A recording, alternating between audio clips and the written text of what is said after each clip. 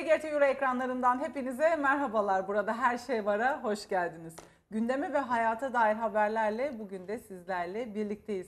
Sizler de canlı yayınımıza katılmak isterseniz bekleriz. Canlı yayın telefon numaramız 0212 454 55 71. Sosyal medya hesaplarımızdan bizi takip edip özellikle Instagram sayfamdan yazarsanız çok mutlu oluruz. Programımızda sizin görüşlerinize de yer veririz. TGRT EU TV sayfasına yazmanız yeterli. Evet, bugün yine gündem, yoğun bir gündemimiz var. Hemen partnerime dönmek istiyorum. TGRT FM Müdürü, gazeteci, radyo yorumcusu Atollu Harbaz. Hoş geldiniz. Hoş buldum efendim. İyi günler diliyorum. Herkese iyi günler diliyorum efendim. Hayırlı işler diliyoruz. İşleri, güçleri ne olsun efendim? Bereketli olsun. Bereketli olsun. Güzel güzel yolunda gitsin efendim. İyi umun, iyi bekleyin, iyi olsun inşallah. İyi düşünün. Bunlar güzel şeyler. Bu arada tabii dün biliyorsunuz asgari ücret toplandı. Komisyon toplandı. Bir araya geldiler. Dağıldılar efendim. Daha birkaç toplantı daha yapacaklar. Ama vatandaşın konuştuğu bir şey var. Abi diyorlar ya. Neler geliyor size? Bize vallahi diyorlar, bize bırakma, neydi? Beni benden alırsan seni sana bırakmam diye İbrahim Tatlıses bir türküsü var. Şimdi şöyle bir şey.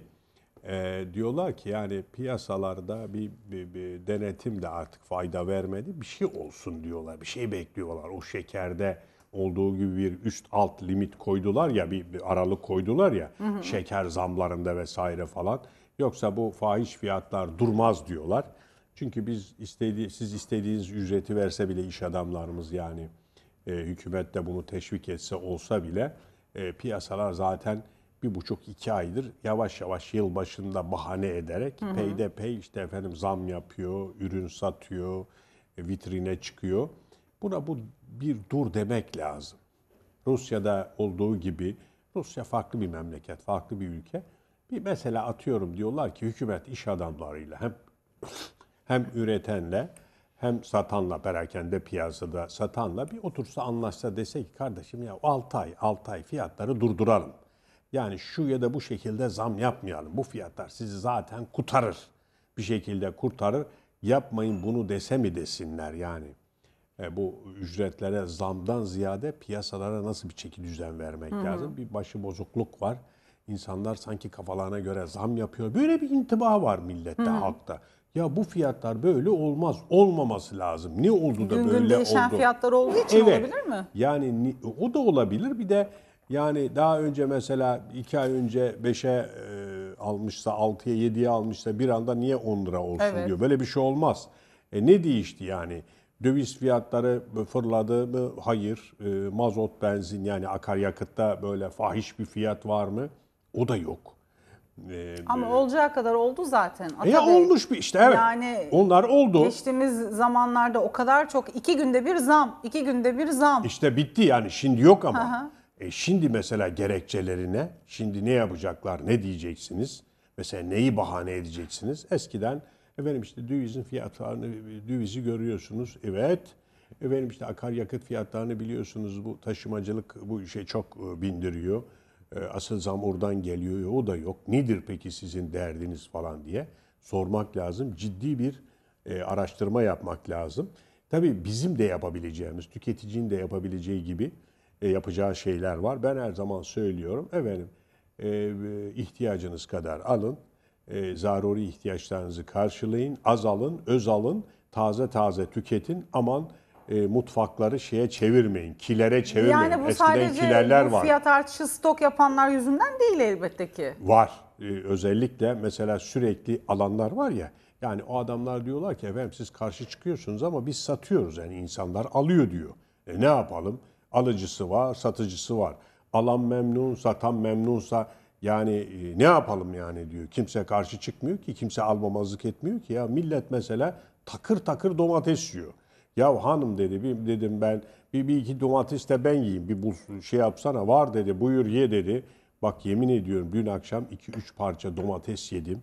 Ne yediğimin farkında değilim. Hiçbir tadı tuzu yok. Hayır, ben almıyorum artık. Gerçekten Ama çok hakikaten kötü. Ama o zamanı olmadığı için hiç almayabilirsiniz domatesi. Evet yani mesela. Ama şimdi yumurtaya zam geliyor, Evet. alıyoruz. İşte Limona zam geliyor, alıyoruz. Şimdi yani. mesela limon fiyatları.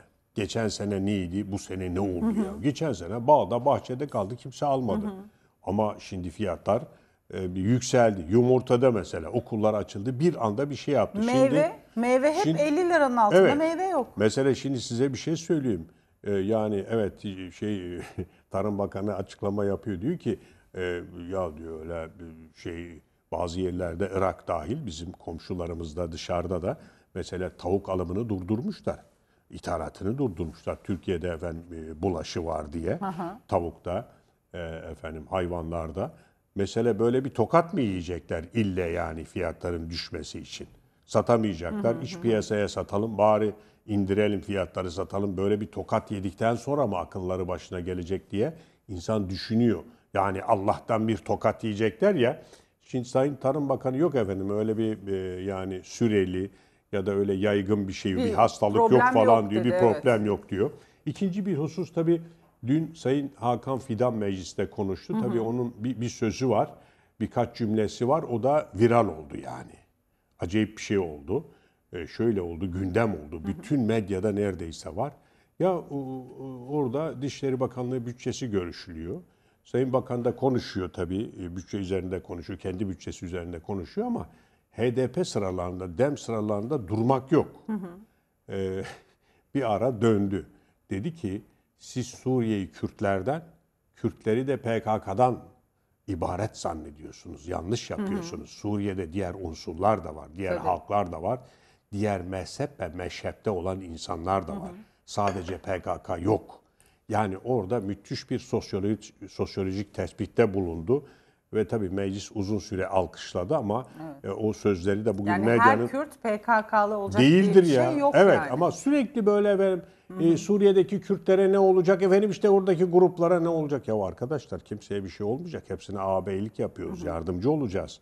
Yani artık eski kargaşanın yaşanmasına müsaade etmeyeceğiz Suriye'de. Kimse kimseyi kırmayacak. İstikrarsızlık istemiyoruz. Bütün oradaki unsurlara sahip çıkacağız ve Suriye'de artık bigane kalmayacağız öyle bir kenarda durmayacağız dedi. Bunu söyledi. Bir de Sayın Cumhurbaşkanı'nın tabii dün söylediği çok enteresan bir söz var. Onu da söyledikten sonra gazete manşetlerine de geçelim. Şimdi aklı ve vicdanı olan hiç kimse terör örgütleriyle iş tutmaz, iş yapmaz, onlarla hareket etmez dedi bu coğrafyada. Bu da direkt Amerika Birleşik Devletleri'ne çok önemli bir mesaj. Çünkü yıllardır PKK terör örgütünü ve tabii türevlerini hepsi PKK gövdesinde birleşiyor. Onlara mesela 700 tırdan ibaret silah verdiğini biliyoruz. Dün gene o rejim güçlerine ait bazı silahları almak isterken MİT müdahale etti. Havada bombalandı bunları bertaraf etti. Yani Suriye'de artık bir oldu bittiye müsaade etmeyecek gibi geliyor Türkiye bana. Yani Türkiye bu konuda çok ciddi. Sınırlarında istikrarsızlık ve terör örgütlerini istemiyor. Bu çok önemli. Bunu belirteyim. Buyurunuz efendim. Evet. Evet. Evet, darbe korkusu dağıttı. Rejim elebaşları birbirine düştü. Kardeş Esad Rusya darbe yapıyor korkusuyla komutanları öldürdü. Ordu dağıldı. Evet bu çok önemli Evet. bir başlık. Ya herkes konuşuyor. Sizin de aklınıza gelmedi mi? Mesela ya nasıl olur kardeşim 13 günde 13 adamlar yıllık, evet. ha ya 50 Ama 14 yıldır direnen Tabii. Esad rejiminin nasıl olup da 13 günde tabii bu şekilde olması bu şekilde değil mi? olur Çökmesi. diye tabii işin perde arkası şimdi Türkiye Gazetesi Suriye'deki olayları ciddi bir şekilde aktaran Başat Gazete. Tek gazete diyebiliriz. Orada çok iyi güzel bir muhabiri var. İyi bir gazeteci o. Evet. Mesela orada komutanlardan birisiyle konuşmuş. Komutanı, Esed'in komutanıyla. Ya ne oldu, ne bitti falan diye bunu bir bize anlat falan. O da pişman tabii. Karşı arkadaşları idam edilmiş. Yani. Anlatacağım şimdi. Şöyle bir şey. Rusya Suriye'den kendilerine bağlı yani Baas rejimine dolayısıyla çok bağlı bir liste istiyor. Komutan listesi istiyor. Bunlar Anadolu tabiriyle yapıyorlar, şüpheleniyorlar. İki kardeş yani Beşar Esed de diğer kardeşiyle şüpheleniyorlar. Ya diyorlar ki yani ne demek istiyorlar, nasıl oluyor falan. Böyle bir şey olur mu diye düşünüyorlar. Diyorlar ki anlaşıldı bu Rusya bunlarla darbe yapacak. O zaman ne yapalım? Onlarca yüksek rütbeli subayı asıyor.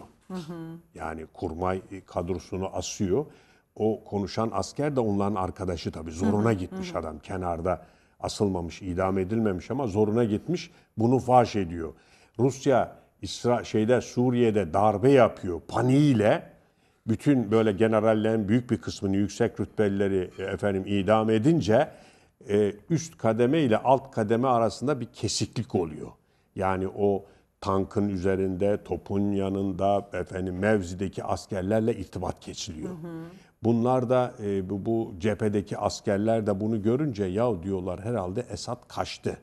Yani Esad kaçtı ki ya kimse yok. Komutanlara ulaşamıyoruz. Başımızdaki komutanlara ulaşamıyoruz. Kademede kimse yok. Onlar da silahlarını, tankını, topunu bırakıyor. Canını kurtaran kaçıyor. Hemen akabinde de zaten yani Suriye'deki muhalif bileşenler hızlı bir şekilde hareket ediyorlar. Onlar da çok hızlı bir şekilde, çok süratli bir şekilde hareket ediyorlar ve Şam'a kadar geliyorlar. Şam'da da bu Şam'ı görünce İsrail'de de bir panik başlıyor tabii. Ya ne oluyor bunlar? Kudüs'e doğru mu geliyorlar? Gazze'ye doğru mu geliyorlar? Orada bir tahkim oluşturdu. Hatta daha önce yani kuvvetle muhtemel İsrail tarafından verilen o stratejik noktaları da bombalıyor. Mesela bunların başında işte o gazlar var. Daha farklı şeyler var. Buraların hepsini İsrail bombalamış tabii. O da panik içerisinde olan bunlara. Kimse dayanmıyor, kimse önlerinde duramıyor. 13 günde ülkenin doğusundan başladılar, batısına doğru geliyorlar falan. O paniği de yaşadı İsrail. Ama öyle olmadı, belli oldu. Demek ki darbeden korkarak komutanları, üst düzey komutanlarını asmışlar. Buna mukabil sahadaki askerler de siperleri neyse işte mevzilerini bırakıp kaçmışlar. Mevzu bu, evet. Anlaşıldı yani. Biz de merak ediyoruz. Ya hiç kimse mi karşı koymaz? Hiç kimse mi direnmez yani rejim güçlerinden? Buyurunuz efendim. Evet, Halid bin Velid türbesine akın Suriyeliler Allah'ın kılıcı lakaplı Halid bin Velid Hazretlerinin türbesine koştu. Yarım asırlık esaret perdesini kaldıran Suriyeliler bayram havası yaşıyor. Evet. Esad'ın zulmünden kaçıp komşu ülkelere sığınan Humuslular akın akın dönüyor. 4 günde 150 bin kişi evine ulaştı. Vatan toprağında ilk yüz sürülen adres ise Allah'ın kılıcı lakaplı Halid bin Velid Hazretlerinin türbesi oldu. Halid bin Velid Eshab-ı Kiram, Peygamber Efendimizin komutanlarından ve aynı zamanda tabii Kudüs'ün fatihi, Kudüs'ü fetheden bir komutan. Anadolu'da da çok büyük etkileri var. Burada metfun, insanlar tabii burası kapalı. Buralarda kimse bu ziyaretlerde bulunamıyor. İnsanlar da uzun süredir memleketlerinde, mahallerinde, şehirlerinde yoklar. Döner dönmez ya da bir serbesti olunca gitmişler türbeyi ziyaret etmişler, dua etmişler. Evet. Yani kavuşmuşlar. Suriyeliler Halid bin Velid Hazretleri'nin türbesine ve onun ruhaniyetine kavuşmuş. İnşallah bunlar olabilir. Yani vefat etmiş olabilirler ama ruhaniyetleri bunun farkındadır. Bunlar o Suriyelilerin imdadına yetişir inşallah. O şeyle, aşkla, şevkle ziyarette bulunmuşlar. Evet. Biliyorsunuz dün Türkiye Gazetesi'nin manşetinde şükür secdesi vardı biliyorsunuz. Emevi Camii'nde. Camiye de gitmişler, namaz kılmışlar. Orada şükür secdesi yapan askerler var. Evet, buyurunuz efendim. Evet, geri dönüşün yol haritası. Sayıları 2,9 milyon olan Suriyelilerin dönüşü takvime bağlanacak. Güvenlik sağlanacak, gidiş hızlanacak, mülkler iade edilecek. 2 milyon kişinin dönmesi bekleniyor. Bizim orada benim apartmanda yan blokta birisi yaşıyordu ama daire almıştı. 2 tane daire almışlar. Onu satışa çıkarmışlar. Gidecekler, memleketlerine gidecek. Sanıyorum iş adamı orada ama söylemiyor. Ben diyor iş adamıydım. Ne iş yaptığını bilmiyoruz. Birkaç çocuğu da var, yani oğlu var, amcasının oğlu var. Onu da bu sabah öğrendik, bir komşu söyledi yolda. Dedi ki ya bizim Suriyeli komşular evleri satıyorlar. Ata Bey alır mısınız? Kaç para? Adam 7 milyona satıyormuş. Dedim nerede bende o para? Bari biraz düşürse dedim. Hatta böyle gülüştük. O bir tarafa, ben bir tarafa geldim tabii. Servis araç geldi. Araca bindik geldik. Gitmek istiyorlar yoğunlukta ama tabii bunları da gönderirken Türkiye dikkat ediyor. Bazılarının mesela borçları var, alacakları var, trafik cezalarını bile ödemeden bırakmıyorlar. Aynen. Kardeşim bir cezanızı ödeyin, ne olacak yani şeyler var diyorlar. Trafik cezasını ödeyip ki aman tamam diyorlar ödeyelim. Şimdi orada asker de var tabii, komando, jandarma komando var, polis var vesaire falan. Gelenleri ciddi bir şekilde tetkik ediyorlar, izin veriyorlar ama şimdi o gitmek isteyenlerin bir kısmı da dediğim gibi öyle malın mülkü var, bir şeyler var, onları satacak, elden çıkaracak, Tabii gidecekler. şimdi bir sonraki haberim bununla bağlantılı Atabey. Buyurun. İlanlar patladı. Suriyeli'den acil satılık. Sanal pazar yerlerinde Suriyeli'den acil satılık ilanları arttı. Uzmanlar uyardı. Piyasada hareket var ama dolandırıcılar da kol geziyor. Yani dolandırıcılara Tabii. dikkat etmek lazım. Ama benim bildiğim acil satılıkta bir tık fiyat düşük olur değil mi? Hani Bence düşük acil olmaz. nakde ihtiyacı Ama- var, düşük olsun ki bir an önce satsın. Ama şimdi bir Ama şimdi pazarlık size payı... dediği 7 milyon yüksek bir fiyat. Yani çok yüksek. Bizim orada 5 bin liraya, evet 5 milyon liraya daireler satıldı, ben biliyorum ama şimdi bunlar herhalde yukarıdan tutup pazarlıkla aşağı indirecekler. Ben öyle Mutlaka. biliyorum. Arada emlakçılar var. İşte orada şeyler çıkabilir diyorlar. Emlakçıları söylemiyorum. Onları tabii tenzih ediyorum. Ya biz emlakçıyız, işte şurada bir daireniz var.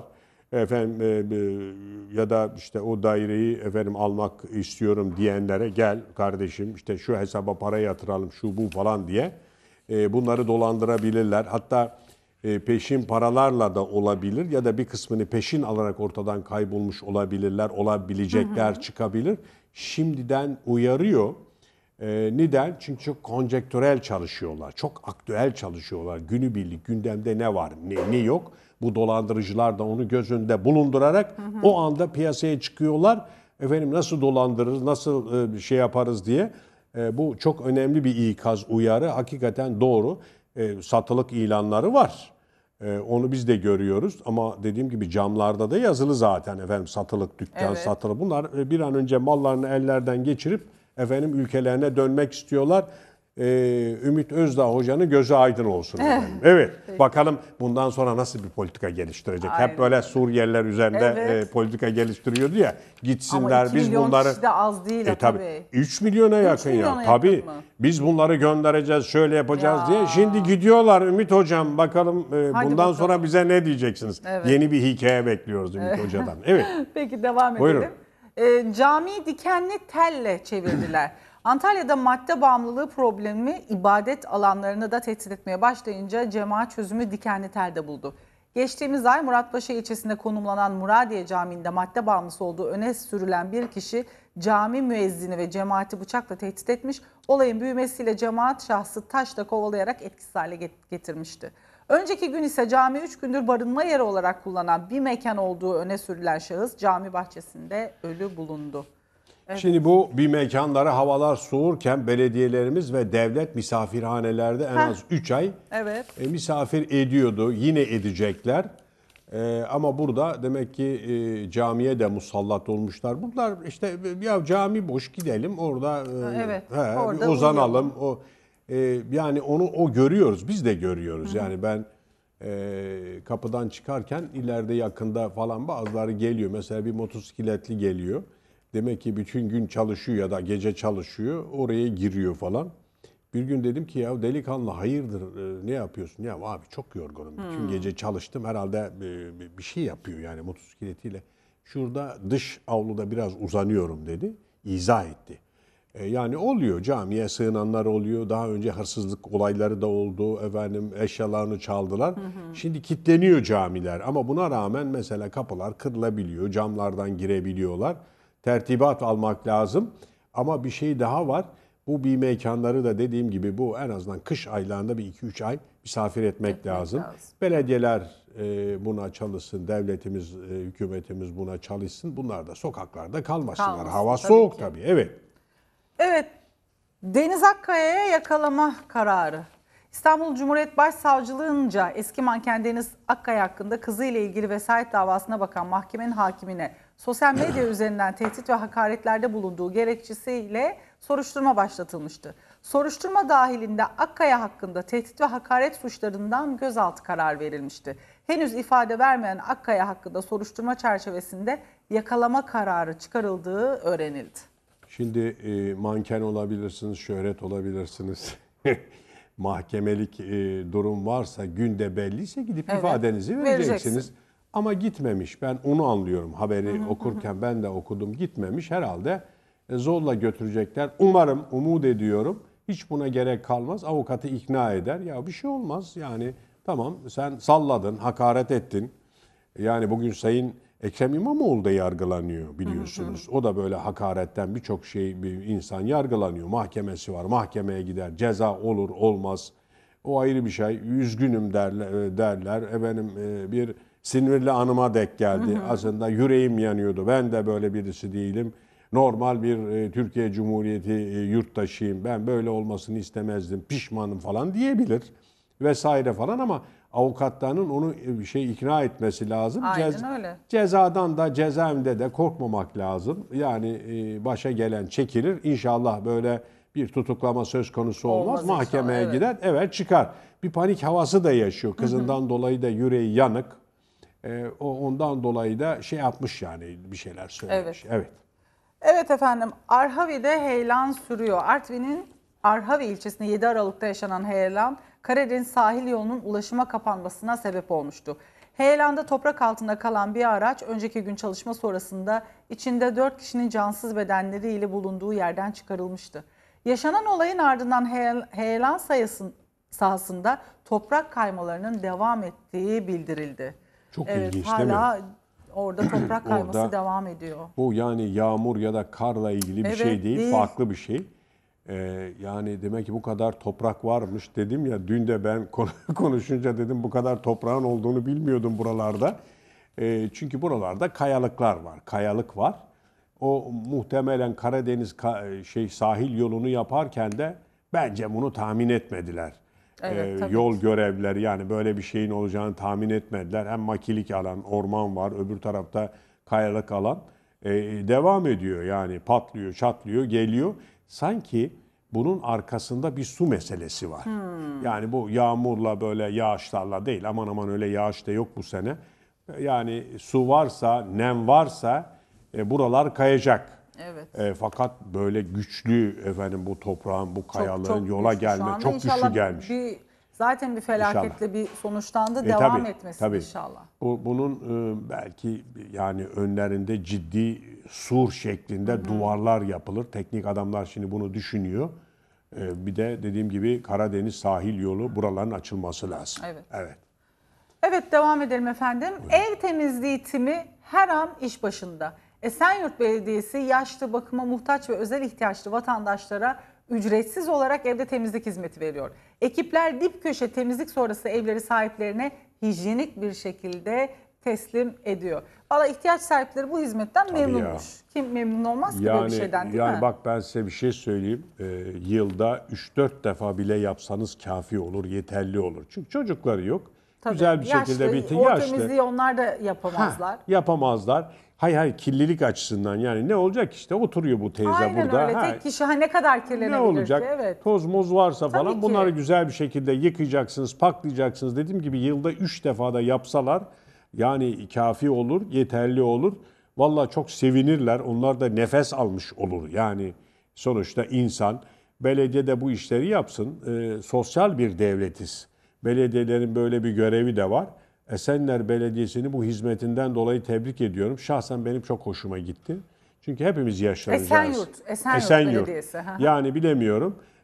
Kim ne yapıyorsa, nasıl yapıyorsa çok güzel bir görev yapıyor. Yaşlılar için, bakıma muhtaç bireyler için güzel bir Evet, Sayın Esenyurt proje. Belediyesi'ne, Esenyurt Belediyesi'nin vali değil mi? Şimdi vali idare ediyor orayı. Kayyum atanmış, Kayyum değil mi? atandı. Evet. Ya çok güzel bir düşünce.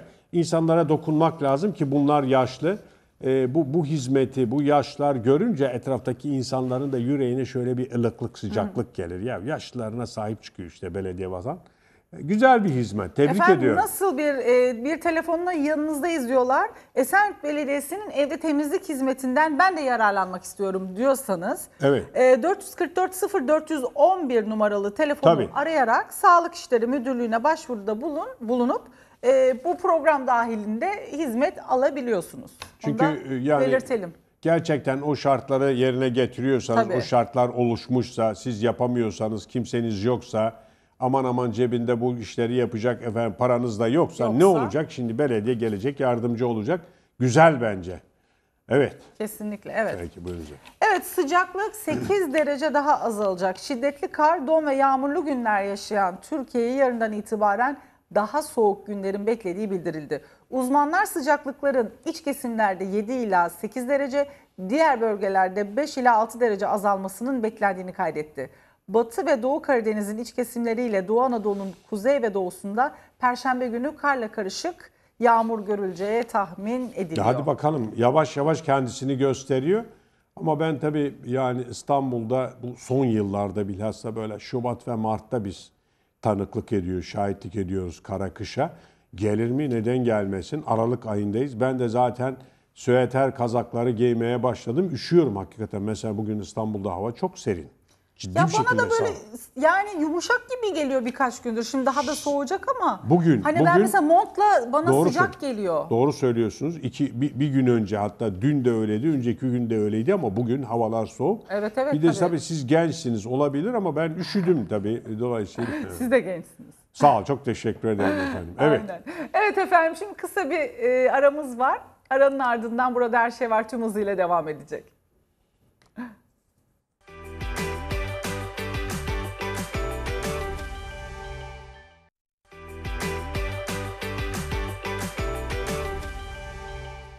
Reklamların ardından Burada Her Şey Var tüm hızıyla devam ediyor. Haberlerimizle devam ediyoruz. Evet, soğuklar pıhtıya yol açabilir. Kış kalp sağlığı açısından kritik bir mevsim. Soğuk havaya uyum sağlamaya çalışan vücutta tansiyon yükseliyor. Daralan damarlarda pıhtı ile tıkanma ihtimali artıyor. Kardiyolog doçent doktor Ayça Türer Cabbar, kış da olsa suyu içmeyi ihmal etmeyin diyor. Su içmek bu konuda demek ki rahatlatıyor mu? Tabii. C vitamini içerikli içecekler de mesela kuşburnu var ya, mesela kuşburnu çayı derler. Onu alacaksınız, demliğin içine böyle bir avuç koyacaksınız, kaynatacaksınız. Hatta 2 gün üst üste bir yan etkisi yok. Bol miktarda bir C vitamini var. O kanı inceltiyor. Limon da çok önemli. Suya ya da Kesinlikle. çaya böyle hafif birkaç damla şey yaptığınızda mikrobunu da öldürüyor. Çok güzel. Bir de tabii sık sık hani bilhassa bu sol kolunuzu şey yapmanız lazım. Bilhassa sabah erken yatakta kalktığında, ben doktor arkadaşlarım öyle derler. Bir jimnastik yapmak lazım. Şöyle falan. Açma germe gibi. Ondan sonra da bir şey yapacaksınız. Ve evin içi de soğuk olabilir. Dışı da öyle. Aman aman dikkat etmek lazım. Omuzlarımıza bir şey atmak lazım. Bir şey giymek lazım. İşte o anlarda, yani çok üşüyünce, çok soğuk anlarda falan o vuruyormuş hakikaten. Sıcak olması lazım. Sıcak, ortamın da sıcak olması lazım. İnsanın da üzerinde bir şeylerin bulunması lazım. Evet. Evet. Bu karışımı kullanan öksürüğe veda ediyor. Evet, özellikle kış aylarında tüketilen kara turp hazırlanan karışımla şifa dağıtıyor. Zencefil, zerdeçal, bal ve kara turp ile hazırlanan doğal karışımın öksürüğe iyi geldiği düşünülüyor. Valla bu kara turp benim çocukluğumda da vardı. Hala var. Kara turp gerçekten çok iyi geliyor. Ortasını bölüp, oyup onun içine işte zencefil, bal, zerdeçal karışımı çok iyi geldiği söyleniyor. Dolma gibi Bazen yani. böyle kronik geçmeyen öksürükler olur Evet, ya evet. Atabey. Ama Evet. demek ki hani koca karı ilacı deriz ya. Tabii. Kesinlikle bazıları çok muhteşem var. işliyor yani. Tabii.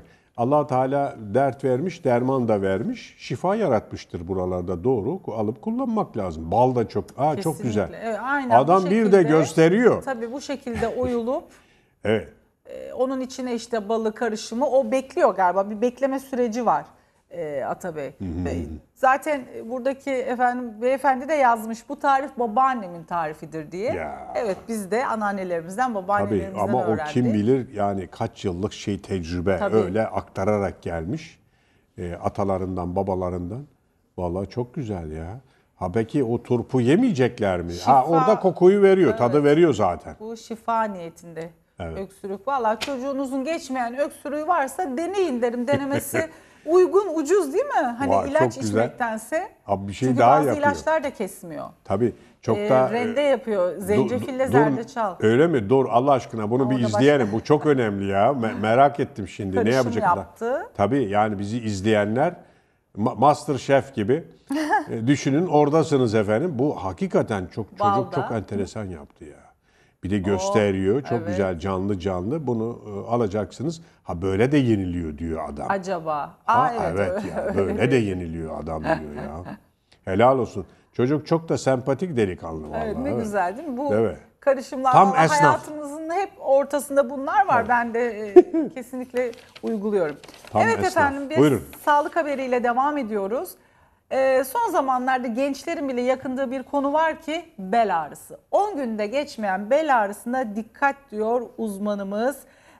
Beyin ve Sinir Cerrahisi Anabilim Dalı Doktor Öğretim Üyesi Mahmut Sertdemir. Bir kulak verelim, üstüne konuşacağız.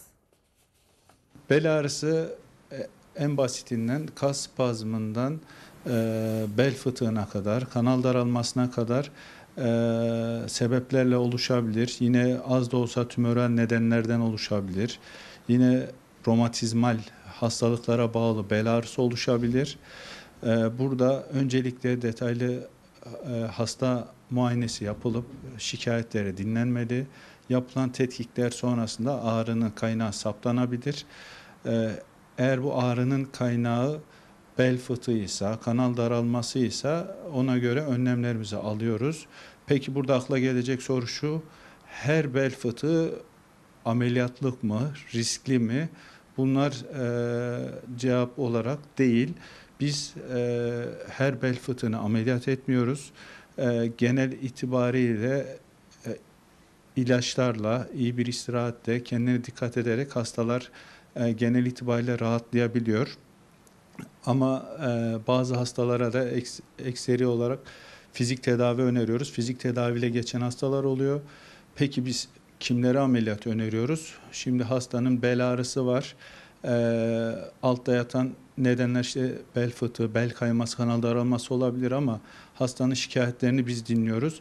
Burada eğer hastanın kalçasından topuğuna, baş parmağına kadar inen bir siyatalji dediğimiz bir siyatik ağrı var ise bu bizim için önemli bir kriterdir. Muayenelerinde bir defisit, güç kaybı saptarsak, MR'la da uyumlu ise onlara ameliyat önerebiliyoruz. Tabii burada ameliyattan önce hastayla iyi bir iletişim kurmakta fayda var. Çünkü hastaların korkuları oluyor. İşte bu bel fıtığı ameliyatlarından sonra eski hayatıma dönebilir miyim? Her işi yapabilir miyim?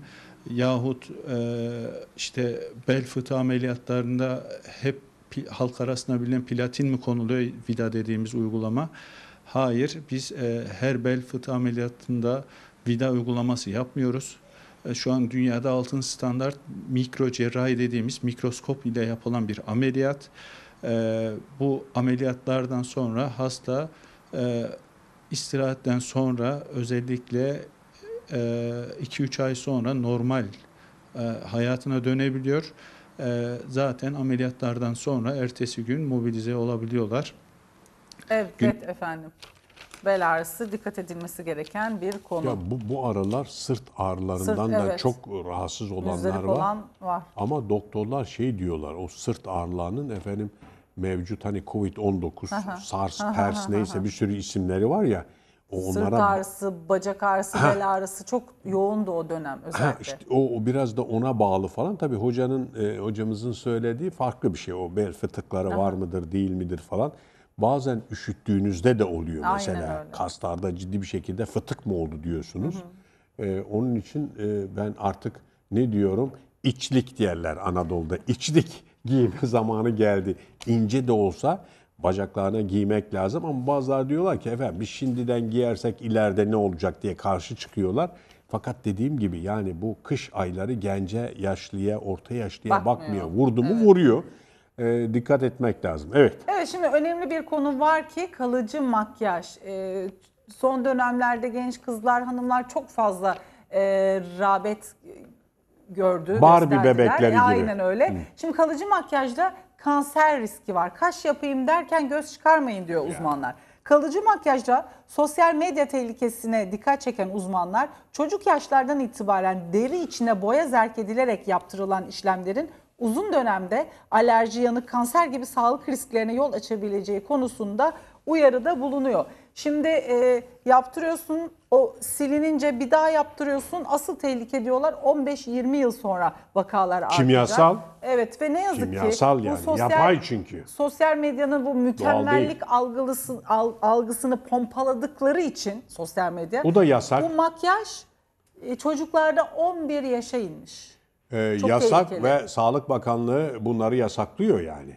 Böyle kesin cümleler kurarak efendim iyi gelir, iyileştirir, bak efendim falan diye şimdi böyle cümleler kuran birçok doktoru da ekranlardan ve şeylerden, radyo mikrofonlarından men ettiler. Retük ceza yazıyor.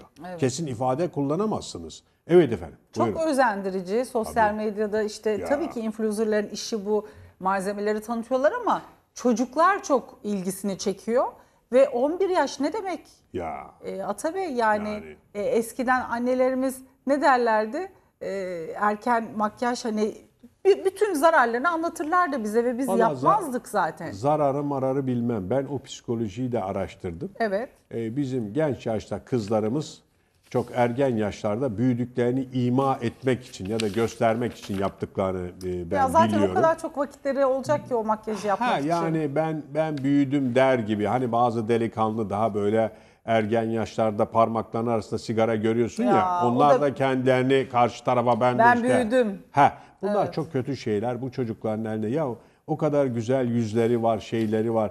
O Barbie bebekleri O gibi doğallığın böyle yerini yapmanın bir tutar anlamı. mı makyajlı bir mümkün yüz? değil Yani tabii o ya. su gibi olmak varken Bakın ben size bir şey söyleyeyim. Kesinlikle büyük gösteriyor. kesinlikle. Yani yaş 13 yaşındaysa 19-20 yaşlarında gösteriyor. Dikkat etmek lazım. Gençlere bunu anlatmak lazım. Evladım sen genç yaştasın, daha 13 yaştasın. 20-25 yaşlarındaki ablaların gibi görünmek istemiyorsan yapma Aynen bunu öyle. falan. Evet. Evet, bir sağlık haberimiz daha var efendim. Uzmanı uyardı. Kola vuran her ağrı kalp hastalığının habercisi değil. Hani şimdi bazı şeyler kafamızda şey oluyor ya, netleşiyor ya. Ay kolun mu ağrıyor? Acaba kalpten mi geliyor diye bir Sırttan hepimiz gelince, tabii. şüphe duyuyoruz ama uzman da diyor ki asla her ağrı kalp hastalığının habercisi değil. Bir dinleyelim, üstüne konuşacağız. Evet, buyurun efendim. Sıklıkla hastalar kola vuran bir ağrı olduğu anda yıllardır bilinen yanlışı tekrar ediyorlar. Bu konuda da sıkıntı yaşanıyor. Nedir o sıkıntı? Kola vuran her ağrı kalp hastalarının habercisi değildir. Kola vuran her ağrı boyun fıtığı ağrısı da değildir. Bunu nasıl ayırt edebiliyoruz? Öncelikle hasta geldiği zaman hastadan öykü adını verdiğimiz, anamnez dediğimiz bilgiyi almak gerekiyor. O bilgide de hastanın eğer kola vuran ağrısı hareketle, eforla artıyorsa, ne demek hareketle, eforla artan? Koşu bandına çıkan birisi eğer belli bir süre sonra kola vuran bir ağrı hissediyorsa, durup dinlendiği anda bu ağrı geçiyorsa veya merdiven çıkan bir kişi eğer bu ağrıyı, kola vuran ağrıyı hissediyorsa, ki burada sağ sol fark etmez, her iki kola vurabilir. Kalp hastalığında sol diye bir kaide, bir şart yok. Sağda da olabilir. Bu şekilde eğer geçiyorsa o hastanın kendisinde kalp hastalığı olma ihtimali var demektir. %100 değil, var demektir. O zaman bu hastanın önceliği kardiyoloji ünitesine yönlendirilir, kardiyoloji uzmanı değerlendirir. Eğer hastanın kola vuran ağrısı hep varsa, yani ister koşu bandına çıksın, ister koşu bandından insin, ister yatsın, ister kalksın, her saat, her pozisyonda kol ağrısı varsa ve ağrı özellikle kürek kemiğinin oradan başlayıp kola, ele doğru vuran bir ağrıysa, bu ağrının da boyun fıtığı ağrısı olma ihtimali yüksek. Kalp hastalığında kürek kemiğinin oradan kola, boylu boyunca vuran bir ağrı olmaz. Kolun kendisinde eforla artan ağrı olur. Boyun fıtığındaysa her şartta, her zaman hep var olan kürek kemiğinin oradan başlayıp kola vuran bir ağrı vardır. Eğer hasta böyle bir öykü, böyle bir anamnez veriyorsa, o zaman da bu hastada boyun fıtığını düşünmek gerekiyor. O yüzden tedavinin başlangıcı doğru tanı koymaktan geçer. Doğru tanının başlangıcı da iyi bir anamnez, iyi bir öyküden geçer. Eğer hasta anlatamayabilir, kola vuran ağrım var der, siz bakarsınız kolunu kaldırmakla omuz düzeyinde olan bir ağrıysa, bu enseye doğru yayılan bir ağrı da olabilir. O zaman bu ağrıda da omuz problemi düşünmek gerekiyor. Doğru tanı, doğru tedaviye getirir. İnternetteki her bilgi doğru değil. Bundan çıkar sağlamaya yönelik yalan yanlış bilgileri koyanlar da var. Bilgiye insanlar her yerde ulaşır ama ilime ulaşmazlar. O yüzden biz sizlerin aracılığıyla insanları doğru bilgilendirmek adına bu yayınları yapıyoruz. Bu anlattıklarımızın ışığında hangi yakınması varsa o branşın doktoruna görülmesinde fayda var. Evet, kesinlikle kendi kendimizin teşhisini koymayalım değil mi? Hemen ay kolum ağrıdı, kalp krizimi geçiriyorum. Boyun fıtığı Boyun olabilirsiniz fıtığı mı ya. var? Yani kendimiz koymayalım Tabii. bu teşhisi, gidelim. Tam nereden geliyor, nedir uzmanı, doktoru Ama söylesin. bir şeye dikkat ediyor, dikkat çekti diyor ki ya internet ortamında ya da her Aha, yerde orada. bilgiye ulaşabilirsiniz. Ama işte çok yanlış bilgi de bilim oluyor. farklı bir şey diyor. Bilim ve ilim farklı bir şey. Onu ilim adamına gideceksin. Evet. Uzmanına gideceksin. Oradan öğreneceksiniz. Evet, doğru söylüyor. Diş ağrısına ezbere antibiyotik kullanmayın. Diş iltihapları ve çene absesi gibi ciddi enfeksiyonlarda artan bilinçsiz antibiyotik ile ağrı kesici kullanımı kalp krizi gibi ciddi sonuçlara yol açabiliyor. Evet, diş hekimi Profesör Doktor Birkan Taha Özkan diyor ki diş ağrısı veya iltihap gibi durumlarda bilinçsiz ağrı kesici ve antibiyotik kullanımına hemen başvurmak diyor geçici bir çözümdür diyor. Problem büyüyor, tedaviyi zorlaştırıyor diyor. Yapmayın diyor. Ama doktora gittik. Doktor Tabii. dedi ki bunun antibiyotik kullanılması lazım. Ne yapıyoruz? O zaman kullanıyoruz. Yani kendi kendimize ay dişim ağrıyor önce bir antibiyotik alayım sonra doktora gideyim Yok. demememiz lazım. Onun bir de sizin bünyenize uyup uymayacağını yine Bilemeyiz. kan tahlilleri sonucunda doktor karar Tabii. veriyor. Şunu Doğru. kullanacaksın, bunu kullanacaksın. Kafamıza göre kullanamayız. Evet. Evet. Evet, sağlık haberlerimiz de böyleydi Atabeyciğim. Çok teşekkür ediyorum Ben teşekkür sizlere ederim efendim. değerli yorumlarınızdan dolayı. Sağ olun, iyi günler. Radyo programımızı bir hatırlatalım mı? Tabii bugün saat 16 ana haber bülteninden hemen sonra sizlerle birlikteyiz efendim. TGRT FM'de. 16 haber bülteninden sonra. 16 haber Evet, bülteninden TGRT FM'de çok güzel bir halk programı yapıyoruz. Oraya bekliyoruz. Telefonlarımızı herkese açıyoruz. Evet. Orada yanlışları da aklımıza erdiği kadar doğruluyoruz. Aklımız ermeyince de efendim bu başka dinleyicimiz diyor ki ya bizim dinleyicimiz böyle dedi ama işin doğrusu bu diye falan. Ne Çok güzel birbirimize Herkesin yardımcı katıldığı oluyoruz. bir platform, Tabii. harika. Evet. Evet, çok teşekkür ediyorum. Ben teşekkür Sizlere ederim de kolay efendim. gelsin. Siz Sağ ol. dinlenin, ondan sonra zaten radyo programınız başlayacak. Evet, sağ olun. Evet, bugünlük de bizden bu kadar. Yayında ve yapımda emeği geçen tüm ekip arkadaşlarıma çok teşekkür ediyorum. Yarın canlı yayında görüşünceye dek kendinize iyi bakın. Hoşça kalın. Hoşça kalın efendim.